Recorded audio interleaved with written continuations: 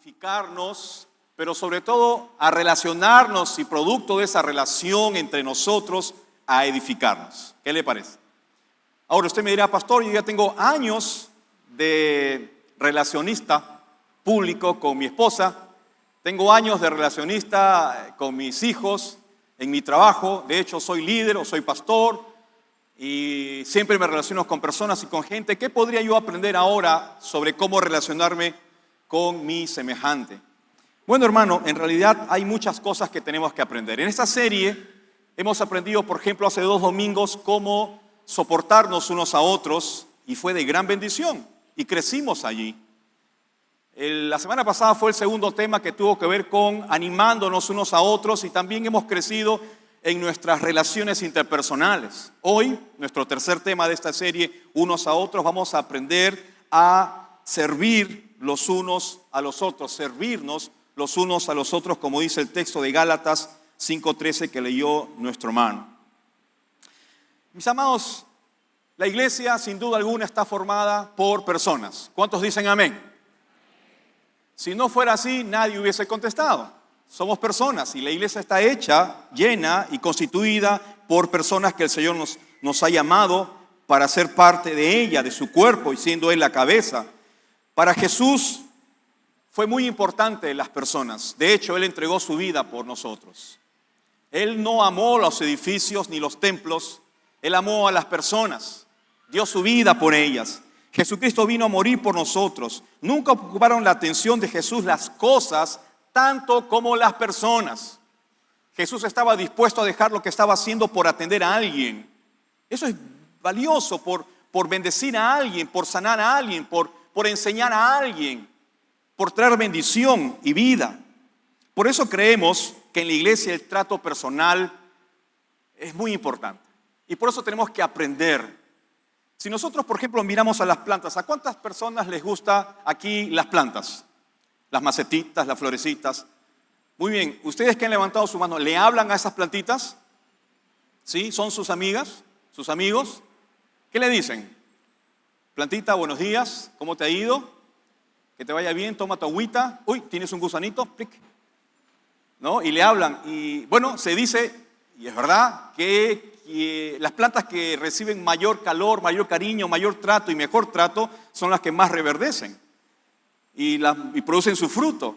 Si eso es así en el reino de las plantas y el reino vegetal, ¿cuánto más en el seno de la iglesia?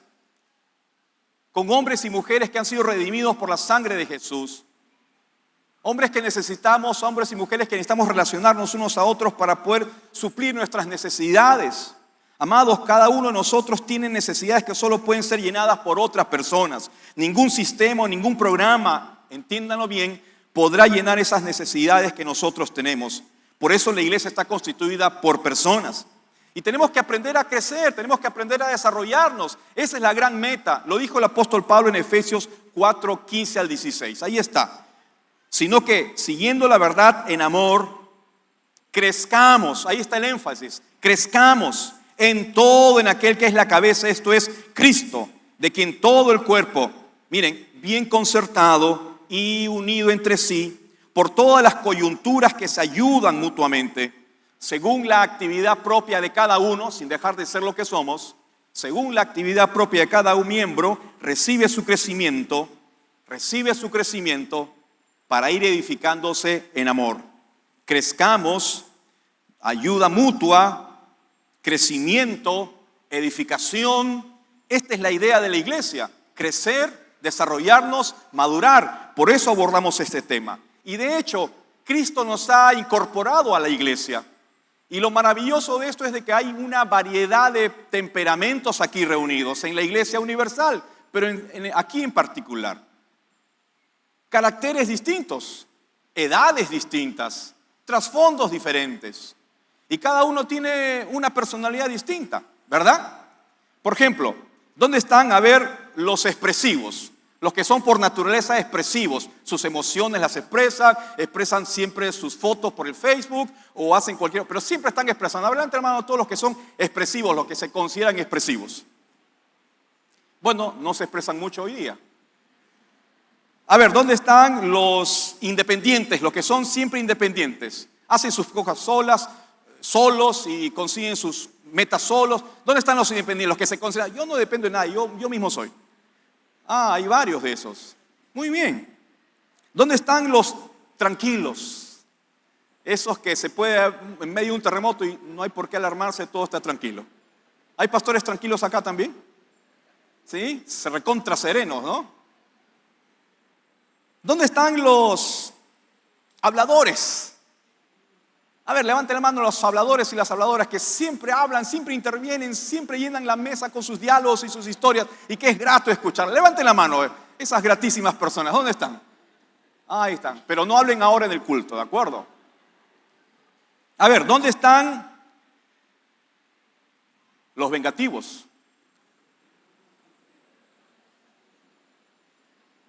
No hay, ¿eh? Menos mal, no hay. ¿Dónde están los indisciplinados? A ver. 2, estamos mejorando. Ah, hay una hermana, muy bien. Amén. Bienvenido al equipo. ¿Dónde están, a ver, los organizados? Bueno, acá hay varios pastores organizados. ¿Dónde están los organizados? Muy bien, pastor. ¿Y el resto? Bien, gracias. ¿Dónde están los sin motivación? Los que nada los motiva. Flemáticos, llueve o truene, haga sol o no. A ver, ¿dónde están los? Algunos, le está levantando la mano. Bueno, hermanos, podríamos continuar, ¿verdad? Así está hecha la iglesia. Ahora imagínense cómo relacionarnos entre nosotros. Entre siervos, servidores. Ahora piensa en su casa. Piensa en su familia. No es un asunto fácil este tema de las relaciones. Hay caracteres, temperamentos, trasfondo y todo eso hace que sea difícil relacionarnos y por consiguiente impedir ese crecimiento que hemos leído en Efesios. Dios nos dejó estas ordenanzas unos a otros para que aprendamos precisamente por esta variedad de expresiones, de temperamentos y de caracteres, aprendamos a relacionarnos unos a otros. La Biblia reconoce, y esto es bueno, menos mal, gracias a Dios, que no todas las iglesias son absolutamente santas y perfectas. Por ejemplo, ¿recuerdas a las 2 hermanas de la iglesia en Filipo? Esas 2 hermanas líderes que estaban peleadas. ¿Cómo se llaman? Evodia y Síntique, líderes. Ahí estaban con sus opiniones, una tratando de imponer seguro a la otra no dejándose imponer con sus ideas. La cosa es que habían 2 mujeres que estaban peleadas y la Biblia lo relata tal cual. Y Pablo tiene que decir, ruego a Evodia y a Síntique que sean de un mismo sentir en el Señor. Pensaban distinto, tenían ideas distintas y no se relacionaban. ¿Recuerda los problemones que había en aquella otra iglesia allá en Corinto, por ejemplo? Mira, Pablo tuvo que llamar la atención de esta manera. Os ruego, una vez más, os ruego, porque es un asunto de, no se puede gritar ni imponer, hay que rogar a que haya cambios de actitud. Os ruego, hermanos, por el nombre de nuestro Señor Jesucristo, que habléis todos una misma cosa. Y que no haya entre vosotros divisiones, sino que estén perfectamente unidos en una misma mente. Mire, es un asunto de ponerse de acuerdo, en una misma mente, en un mismo parecer. Porque he sido informado acerca de vosotros, hermanos míos, por los de Cloé, me han informado que hay entre vosotros, ¿qué dice? Fuerte, ¿qué dice? Contiendas. ¿Por qué? Porque hay personas, porque hay caracteres diferentes, por tanto hay conflictos y hay contiendas. ¿Y qué me dice sobre, por si eso fuese poco, lo que pasaba en una de las iglesias en Galacia? Eso sí es fuerte, ¿eh? Mira lo que dijo Pablo. Pero si os mordéis, mira las palabras que usa, si os mordéis y os coméis unos a otros, mirad que también no os consumáis unos a otros. Y Pablo está usando el lenguaje aquí de fieras salvajes. Está hablando de la iglesia, pero está usando un lenguaje fuertísimo. Son como 2 fieras que se están consumiendo, se están atacando y esa es la iglesia. Y se viene a la mente esta historia que contó alguien acerca, pensando en estas luchas y conflictos, de las 2 serpientes que se agarraron cada una la cola de la otra, tratándose de tragar así una a la otra.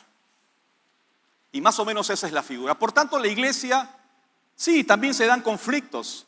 Por esta razón, amados hermanos, tenemos que aprender a tratarnos en nuestras relaciones. Esto es real.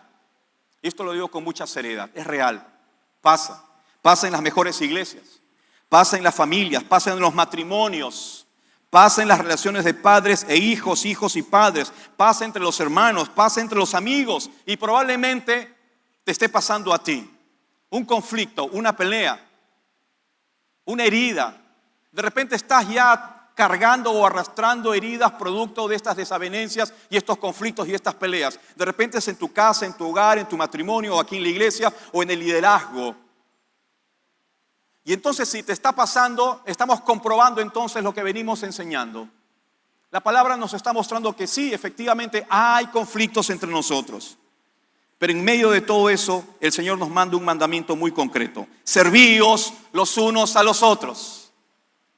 Servíos los unos a los otros. A pesar de todas estas diferencias, servíos los unos a los otros.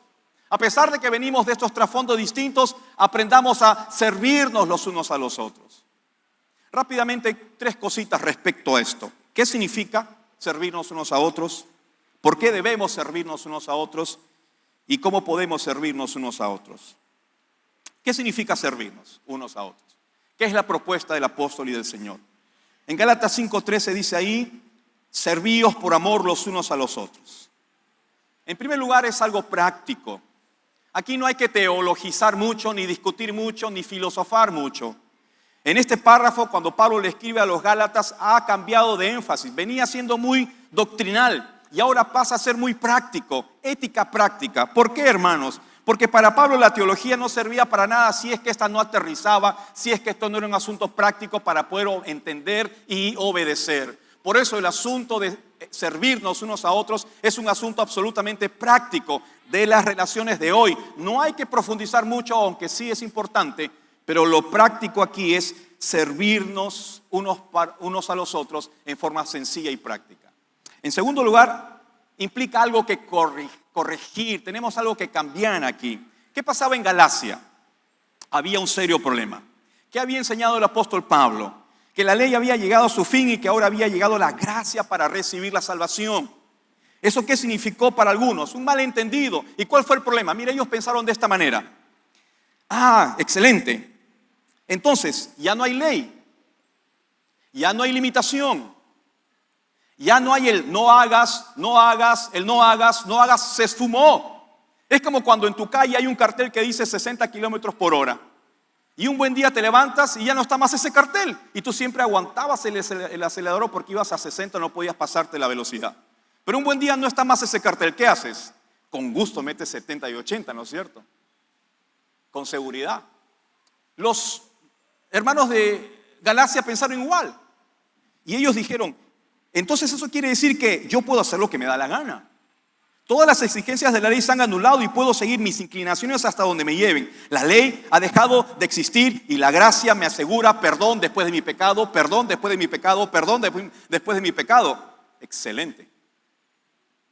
Chévere. Ahí estaba el problema. Por eso Pablo tiene que corregir. Y nosotros también tenemos que aprender a corregir ciertas cosas en este concepto de las relaciones entre nosotros. Sí, es cierto, hay libertad. Forma parte de la salvación del cristiano. Sin embargo, no debe convertirse en licencia para hacer lo que yo quiera, para hacer de mi vida lo que yo quiera, para usar de mis pensamientos como me dé la gana, usar mi cuerpo como yo quiera, usar mis recursos como me dé la gana. No puedo hacer lo que me da la gana en el nombre de la libertad que he recibido en Cristo Jesús. Más bien, si buscan verdadera libertad, dice el apóstol Pablo, sírvanse los unos a los otros por amor. Entonces había algo que corregir. Y si hay algo que corregir en tus relaciones, entonces empieza a considerarlo. 3, hay algo que aprender muy importante en este tema de qué cosa significa servirnos unos a otros. Mira, la palabra que usa Pablo, sírvanse. La palabra que el apóstol Pablo usa, sírvanse, en el griego es douleu, que viene de doulos. Y doulos significa esclavo. Entonces, la palabra sírvanse que usa Pablo allí es ser esclavo. ¿Qué significa doulos? Esclavo, ya lo aprendieron. Correcto, muy bien. Es importante que sepan esto. ¿Por qué? Porque miren cómo otras versiones lo traducen de esta manera. Estén sirviendo esclavizados unos a otros. La cosa está seria, ¿no? Esclavizados. Pero otra versión dice de esta manera: sírvanse como esclavos por amor los unos a los otros. Y una tercera que encontré dice: háganse esclavos los unos de los otros por amor. Seguramente tú estás pensando, pastor, ahí sí ya la cosa se complicó. Hacerme yo esclavo de mi hermano para servirle, para ayudarle como un esclavo. ¿Eso es lo que me está tratando de decir? Sí, precisamente esa es la gran enseñanza de esta lección. El doulos, ¿quién era? Era un esclavo que estaba en el más bajo nivel de la escala social allá en Roma. No tenía derechos, se le podía vender, se le podía comprar como si fuera un objeto, servía al amo sin voluntad, sin opción a preguntas, no se le preguntaba si estaba bien o no, contento o no, no tenía derechos, no tenía privilegios, no tenía ciudadanía, no podía ir a la corte, no podía ser testigo, no podía ser considerado en nada porque él no tenía voluntad, solo acataba las órdenes del amo. Eso tienes que saber, ¿por qué? Porque Pablo está usando la palabra esclavo y tenemos que entender, como hoy no hay esclavitud, cómo era la esclavitud en aquellos días. Ahora, no solo eso, sino que también tienes que recordar que tiene que ver con algo que se llama identidad. Y Pablo está revelándonos la identidad que hoy tenemos y con la cual debemos tratarnos unos a otros. Cuando tú sacas tu DNI, ¿qué cosa revela tu DNI? ¿Qué eres qué? ¿Qué eres? Tu identidad, que eres peruano, ¿verdad? Algunos tienen 2 DNIs, en fin, esa es otra historia. Pero revela nuestra identidad. Cuando Pablo dice que nosotros tenemos que ser esclavos para ayudarnos unos a otros, está revelando nuestra identidad, pero también nuestra función. Amados hermanos, todos aquí presten atención. Se trata de eso, de entender que esa es nuestra identidad y nada menos. Por eso la identidad y la función del creyente es muy importante que lo comprendamos para poder entender cómo voy a relacionarme uno con otro. Un siervo hace un trabajo. El esclavo es propiedad de alguien. ¿Notan la diferencia? Y Pablo está proponiéndonos que nosotros seamos, o mejor dicho, somos esclavos. Miren, en 1 Corintios 7:23 lo dijo claramente. Y ahí está el gran argumento. El gran argumento. Fuiste comprado por precio. De hecho, no hay una expresión más definida en términos de lo que significa ser un esclavo. Significa ser propietario de otro. Ahora, ¿recuerdan Mateo 25:21 cuando Jesús está hablando acerca de los premios y de las recompensas? Miren allí en Mateo 25:21. Jesús dice, y su Señor le dijo, bien, buen siervo y fiel. Sobre poco has sido fiel, sobre mucho te pondré, entra, le da la bienvenida al gozo de tu Señor. Ahora, ¿cómo dice el texto? Bien, buen siervo y fiel. Bueno, eso es lo que hemos leído siempre, toda la vida.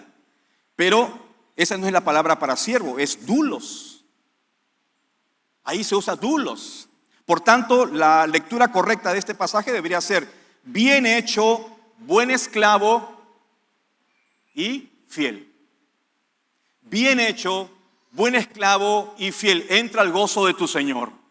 Por tanto, no entra cualquiera al gozo de del Señor. Entran los que son siervos y los que son fieles porque han reconocido a Jesús como el Salvador de sus vidas. Por eso este pasaje es muy ilustrativo. Tenemos que entender que esa es nuestra identidad y no podemos olvidarla y no podemos ignorarla. Por eso cuando nosotros, alguien explicaba esto, evangelizamos a alguien, cuando tú evangelizas a alguien y le dices, mira, ven a Jesús, prácticamente le estás diciendo y le estás invitando a que sea un esclavo de Jesucristo.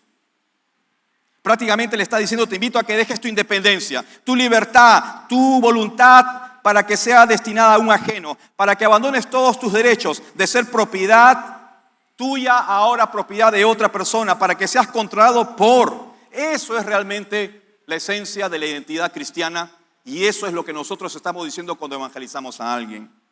Entonces, resumiendo, ¿qué significa servirnos unos a otros? En primer lugar, es portarnos como esclavos los unos a los otros. Eso habla de un estilo de vida, un comportamiento permanente. Comportarnos como esclavos, portarnos como esclavos los unos a los otros. Significa que no es una opción.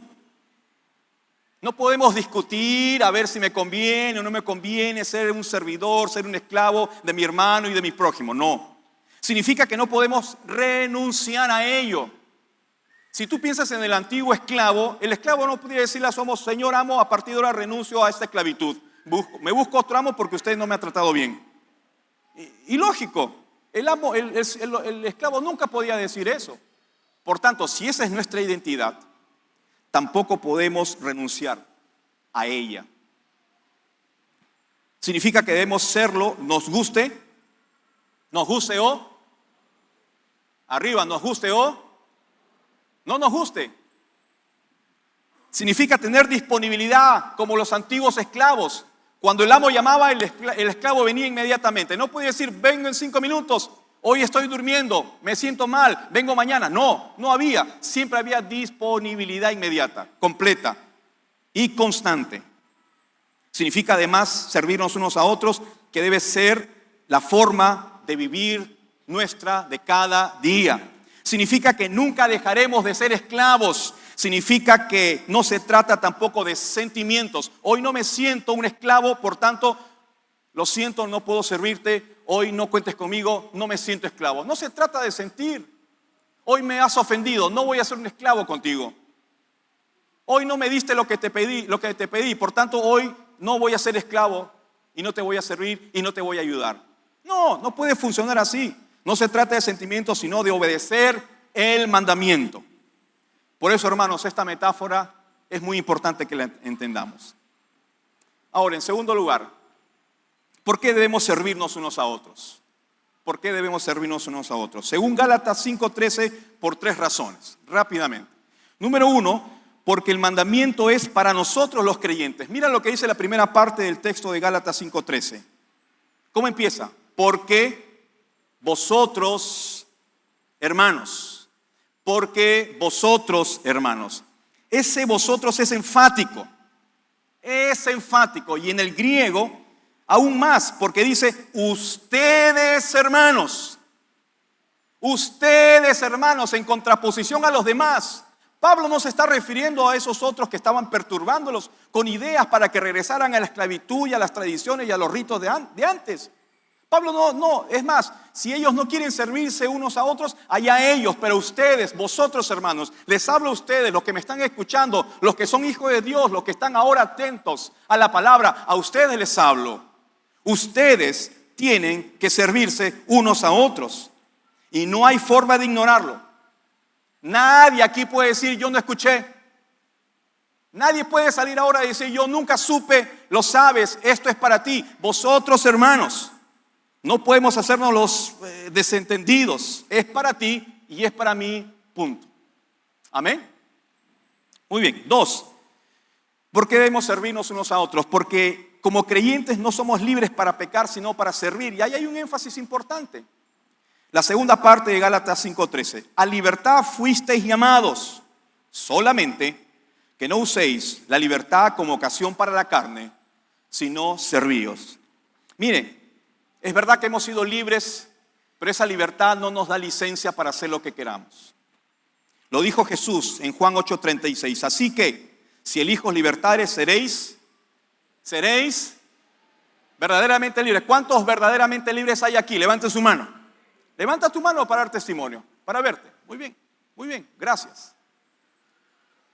Es verdad, Jesús lo dijo y es cierto, pero no tenemos esa libertad para pecar y hacer lo que nos da la gana, como ya lo dije. No, hermanos, cuidado. Pablo lo dijo claramente en Romanos 6, 1 al 2 y luego 12 al 13. Miren, ¿qué pues diremos? ¿Perseveraremos en el pecado para que la gracia abunde? No puede ser, ¿verdad? De ninguna manera, porque los que hemos muerto al pecado, ¿cómo viviremos aún en él? No reine pues el pecado en vuestro cuerpo mortal, de modo que lo obedezcáis en sus concupiscencias, ni tampoco presentéis vuestros miembros al pecado como instrumentos de iniquidad, sino presentaos vosotros mismos a Dios como vivos de entre los muertos y vuestros miembros a Dios como instrumentos de justicia. Por tanto, no hay opción al libertinaje. Pedro dice más bien que debemos ser santos. 1 Pedro 1, 15 al 16, sino como aquel que os llamó es santo, sed también vosotros santos en toda vuestra manera de vivir, porque está escrito, sed santos porque yo soy santo. Ahora, escucha con atención, hermano. Escucha con atención lo siguiente. Convertir la libertad en libertinaje. Convertir la libertad que tenemos en libertinaje, o sea, autorización para hacer lo que yo quiero, es un asunto muy fácil para nuestra carne. ¿Me escucharon?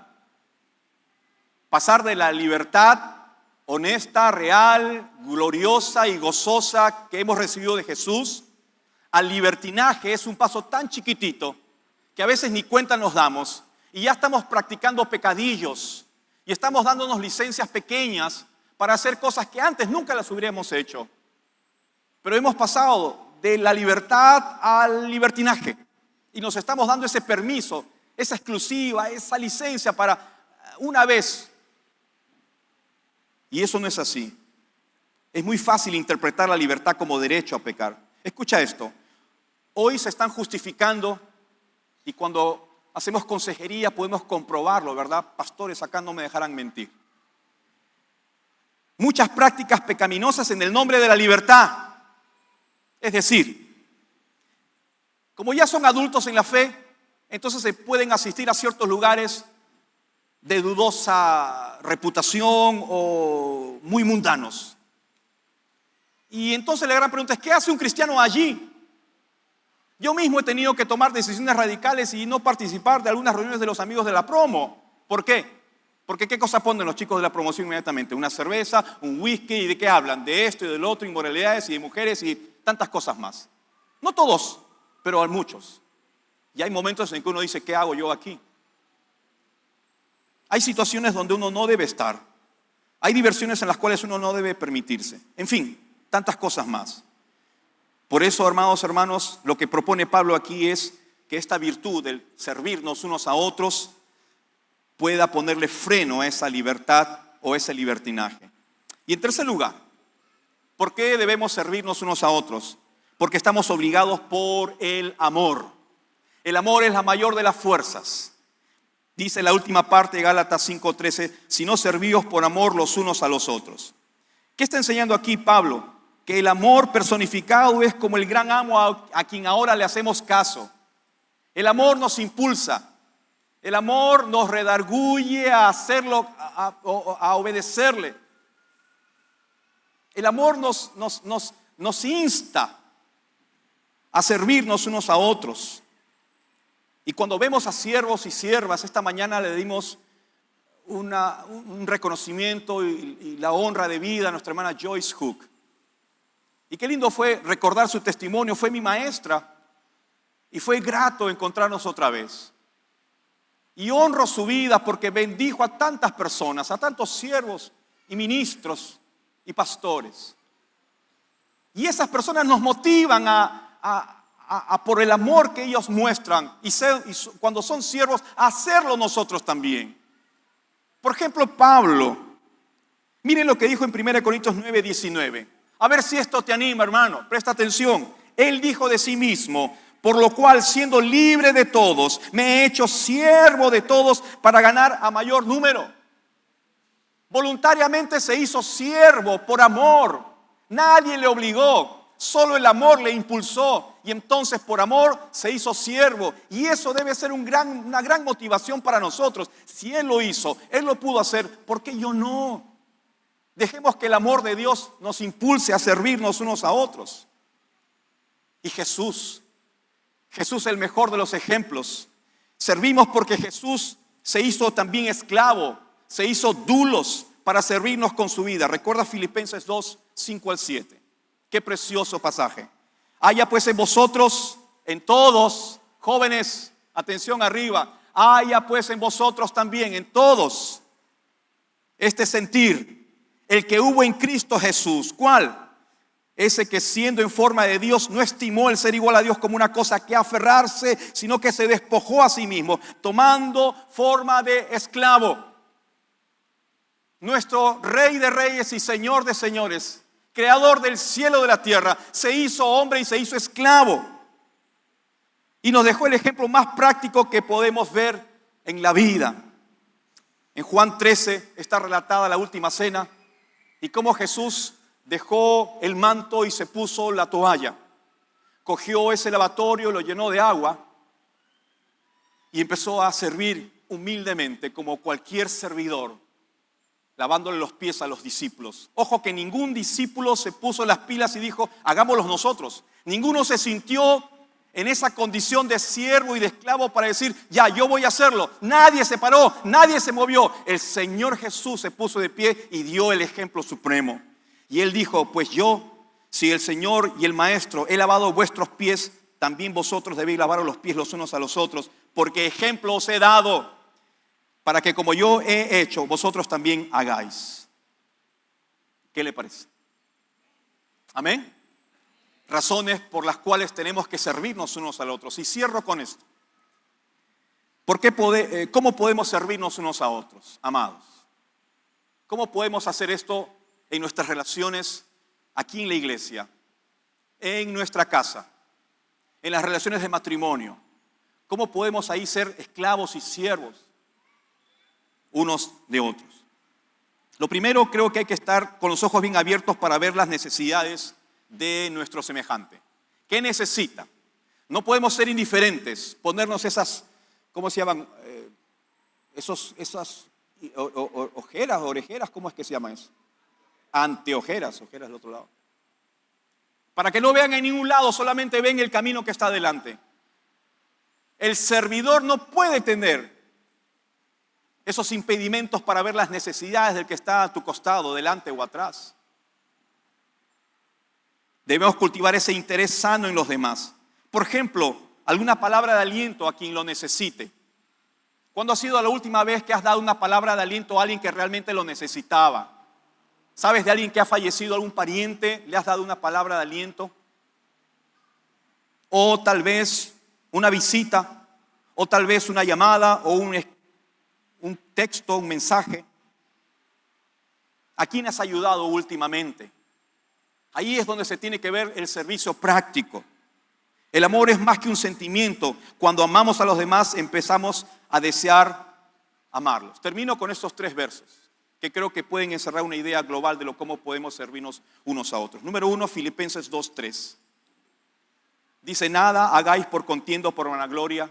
Si vas a pelear, discutir, enojarte, imponer, ser caprichoso, ponerte resentido, mejor no hagas nada. Antes bien, con humildad, como esclavo, con humildad, estimando cada uno de los demás como superiores a él mismo. Considera a los demás como, cuando uno considera y sabe que está hablando con una autoridad, lo trata con más respeto, ¿verdad? Cuando tú hablas con ese modesto hermano o tu familia o tu esposo o tu esposa, tienes que considerarlo superior a ti mismo. Y entonces eso te obligará a tratarlo o a tratarla mucho mejor. Efesios 5:21, segundo, someteos unos a otros en el temor de Dios, considerando a Dios en nuestras relaciones, sin manchas, sin pecado, sin doble intención, sin malicia, sin intereses subalternos. 3, 1 Pedro 4:10, con nuestros dones, cada uno según el don que ha recibido, ministre a los otros, sirva a los demás. Entonces, hermanos, consideremos estos pasajes y consideremos estas formas de ayudar socialmente, físicamente, espiritualmente, con alimentos a nuestros amigos, a alguien que necesite el evangelio, con grandes y pequeños actos de servicio, como esos 2 niños que cuando una viuda se mudó a ese barrio, estos 2 niños tomaron una iniciativa preciosa, llamaron a su puerta después que ella se mudó a esa ciudad y le llevaron una canasta con unos alimentos y una notita que decía, si necesita a alguien que le haga los mandados, solo llámenos, vivimos al costado. Y esa viuda que venía con ese dolor de perder a su esposo, cómo se le cayeron las lágrimas porque esas 2 criaturas mostraron amor y mostraron ser siervos y esclavos y buscaron servir a esta mujer.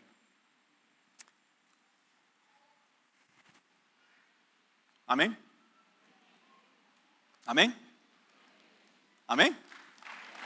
Muy bien. Hermanos, vamos a concluir. Espero que consideres seriamente esta identidad nueva que tienes. Que se dinamicen de la mejor manera, bíblicamente, cristianamente, tus relaciones. Hoy mismo, al salir, al saludarnos unos a otros, considerándonos a los demás como superiores a nosotros mismos. Amén. Y esto también llévalo a tu casa, con tu familia. Si hay problemas, si hay resentimientos, si hay relaciones rotas, si la cosa no está funcionando, entonces vamos a orar en ese momento. Y les ruego que todos inclinemos nuestras cabezas, por favor. Todos con sus cabezas inclinadas. Todos los esclavos, los dulos, los servidores, en humildad, delante del Rey Todopoderoso, delante de nuestro Padre. Arriba, todos con sus cabezas inclinadas, por favor. Aquí abajo también. Señor, gracias por esta mañana. Nos enseñas, así como Jesús, a ser esclavo de los demás, para ayudar, bendecir. Te pedimos perdón si hemos ocupado una identidad que no es la nuestra.